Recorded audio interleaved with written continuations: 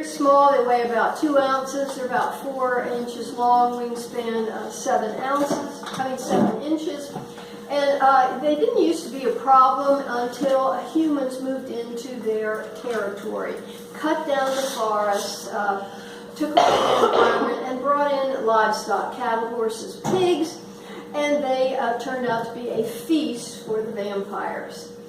Now, vampire bats don't drink a lot of blood. They feed for about 20 to 30 minutes. They drink about 1 ounce of blood. And blood is not very nutritious. The vampires really only want the red blood cells. So the plasma, the water that's in blood, the vampire bats start urinating almost as soon as they start eating. They want to get rid of the water and the plasma so that they will be light enough to fly when they are through eating.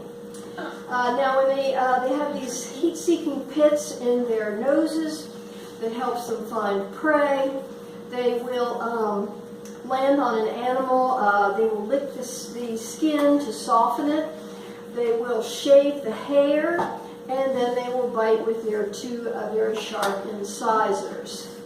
Yes? You know how you said they shave the hair? How do they do that? Well, they have special teeth that they use to shave the hair.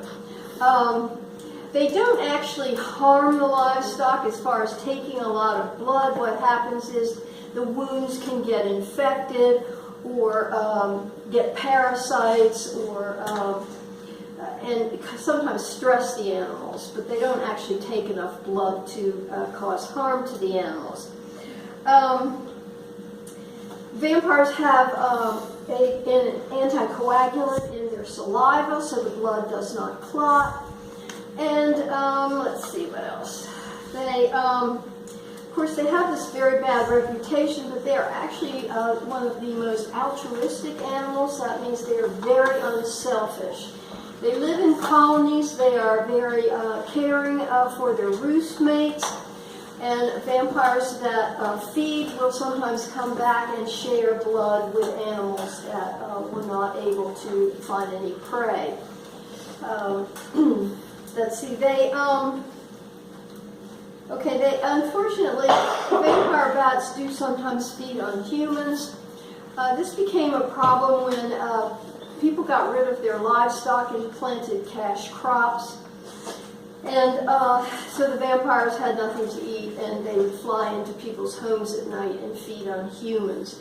They don't have screens in many of the South American countries, so the vampires can easily get into homes.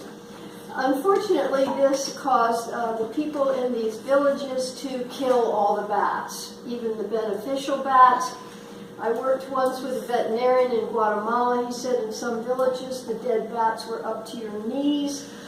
And most of these were beneficial bats, not vampires. So people need to be educated and somehow protect themselves with screens on their homes so the vampires cannot get in.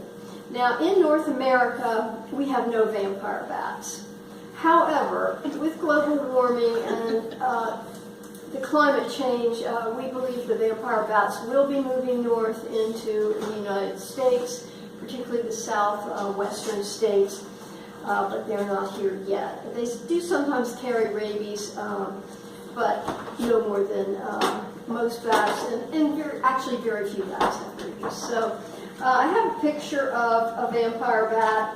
Vampire bats, one thing that they are very able to do that other bats can't do, most bats are high up in trees or caves, and they are not very agile on the ground.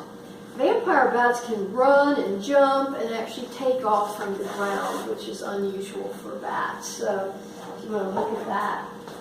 I don't know if I have any. Yeah, I was going to say we have about 2 minutes before we got to move. Okay, well. Well, we're supposed to move anyway. I have time for one question.